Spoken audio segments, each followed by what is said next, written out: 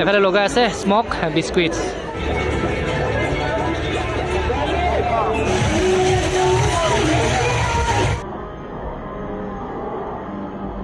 যান এখন গৈছিল সেইটো ধুনীয়াকৈ ইয়াত বনাই ৰাখিছে, এনেকুৱা লাগিছে যেন চন্দ্ৰৰ ওপৰখনে ইয়াত আছে।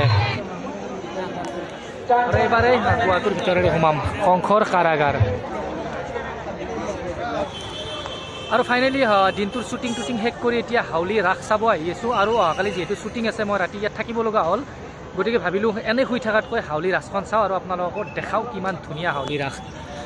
আৰু এইফালে আহি পাই গ'লোঁ হাউলি ৰাস কিমান ধুনীয়াকৈ সজাইছে, সাংঘাতিক ধৰণৰ ৰাস, বহুতে বেছি ভাল লগা। ভিতৰত গৈ আছোঁ, তাৰপিছত দেখাই আছোঁ কেনেকুৱা। গোটেই ৰাস্তাটো ইমান ধুনীয়াকৈ সজাইছে চাওক এবাৰ, গোটেই ৰাস্তাটোতে এইবিলাক দিছে আৰু বহুত বেছি ভাল লগা ধৰণে সজাইছে গোটেই ৰাস্তাটো।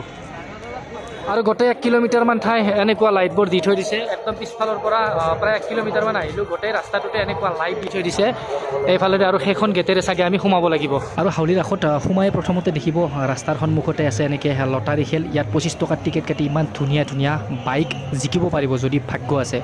মোৰ ভাগ্য একেবাৰে বেয়া, চ' মই টিকেট নল'লোঁ।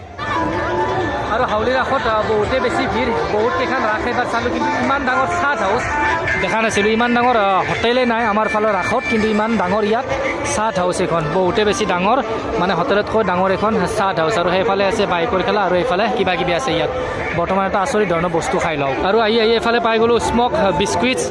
আৰু প্ৰথমতে এতিয়া খাই ল'ম স্মক বিস্কুইটছ। ফাৰ্ষ্ট টাইম খাম, কেনেকুৱা অনুভৱ হয় দেখাই আছোঁ আৰু জনাই আছোঁ বাৰু। এইফালে লগাই আছে স্মক বিস্কুইটছ।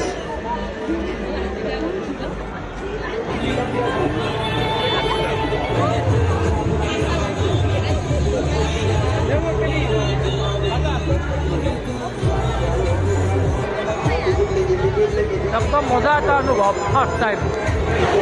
আৰু ফাইনেলি সেই ঠাইখিনি পাই গ'লোঁ। আৰু এই ঠাইখিনিতে আছে চাৰিওফালে চেৰকি, তাৰপিছত বহুত কিবা কিবি। এইফালে আছে আপোনাৰ চেৰকি, এইফালে আছে বাইকৰ খেলা, আৰু এইফালে চেৰকি এইফালে, আৰু সেইফালেও আছে বহুত কেইটা চেৰকি ইয়াত।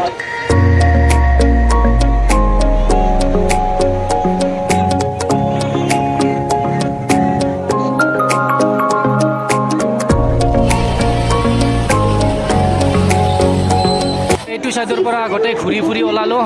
এইবাৰ এটা বেলেগ চাইডত যাম, বেলেগ চাইডত কেনেকুৱা ধৰণে সজাইছে সেইটো চাম বাৰু। এইবাৰ এইটো চাইডেৰে ওলাই এটা বেলেগ চাইডত গৈ আছোঁ।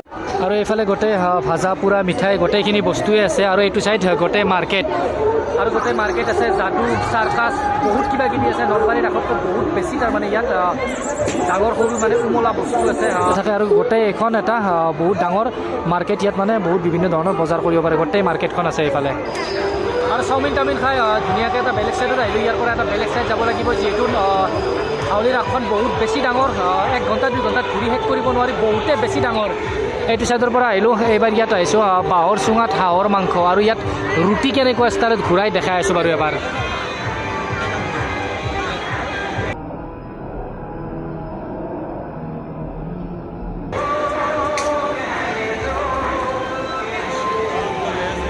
আৰু গোটেই হাউলি ৰাস ঘূৰি ঘূৰি এটা বেলেগ ধৰণৰ বস্তু পালোঁ, আৰু সেই বস্তুটো হ'ল বাঁহৰ ব্ৰাছ। এইটো বস্তু যদিও ব্যৱহাৰ নকৰোঁ, তাক চিন হিচাপে লৈ যাম। হাউলি ৰাসত যে আহিলে এটা চিন হিচাপত থাকিব।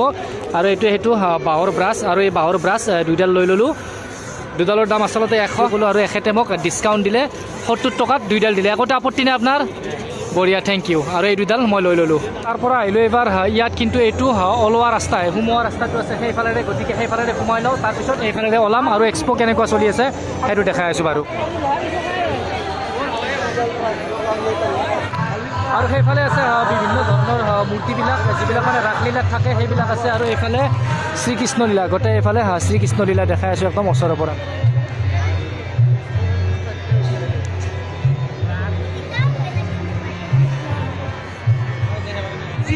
আৰু সেইফালে গোটেই শ্ৰীকৃষ্ণৰ ৰাসলীলা আছে। আৰু এইফালেও খুব ধুনীয়াকৈ মূৰ্তিবিলাক বনাই থৈছে, দেখাই আছোঁ বাৰু তাৰ ওচৰত যায়। আৰু এইফালে আছে মেইন মন্দিৰ। আৰু এইফালে শৰাইঘাটৰ ৰণৰ এটা স্মৃতি ইয়াত ৰাখি থৈছে। এইফালে বনাই থৈছে চেল্ফি পইণ্ট এটা, চব জেগাতে আজিকালি থাকে বিয়া সভাটো, গতিকে এনেকুৱাকৈ খুব ধুনীয়াকৈ বনাই থৈ দিছে 96 সংখ্যক হাউলি ৰাস মহোৎসৱ। আৰু এইফালে গোটেই মহাভাৰতখন বনাই থৈ দিছে, মহাভাৰতৰ যুদ্ধৰ একোটা চিন ইয়াত ৰাখি থৈ দিছে। আৰু এইফালে খৰসজ্জাত যে শুই আছিল সেইটো দৃশ্য ৰাখিছে ইয়াত। আৰু সেইফালে গোটেই মহাভাৰতৰ যুদ্ধখন ইয়াত। আৰু এইফালে পঞ্চপাণ্ডৱ 100 কৌৰৱ গোটেই। আৰু এইফালে খুব ধুনীয়াকৈ ৰাখি থৈ দিছে। এইবাৰ যে চন্দ্ৰযান গৈছিল, চন্দ্ৰত নমাৰ পৰা একদম গোটেই দৃশ্যটো চন্দ্ৰত কেনেকৈ নামিছিল আৰু কেনেকুৱা যান এখন গৈছিল সেইটো ধুনীয়াকৈ ইয়াত বনাই ৰাখিছে। এনেকুৱা লাগিছিল যেন চন্দ্ৰৰ ওপৰখনে ইয়াত আছে।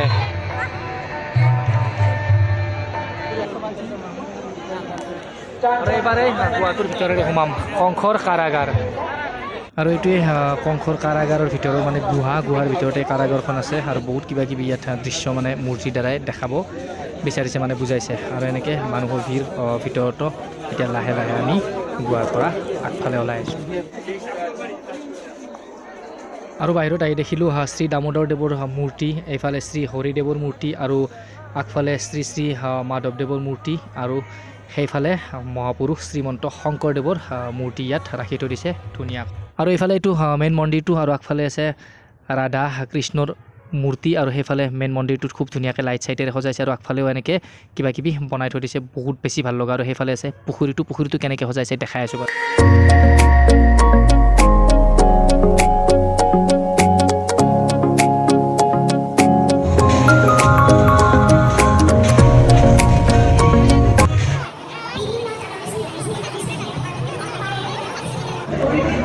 আৰু এনেকৈ হাউলি ৰাসৰ পৰা ওলাই আহিলোঁ। এইটোৱে আছিল হাউলি ৰাসৰ এটা চিম্পুল ব্লগ। বহুত বেছি মানুহ সোনকালে যাব লাগে কাৰণ কালি গোটেই দিনটো শ্বুটিং চলিব, সেইকাৰণে সোনকালে অলপ যাওঁ, অলপ ৰেষ্ট লওঁ।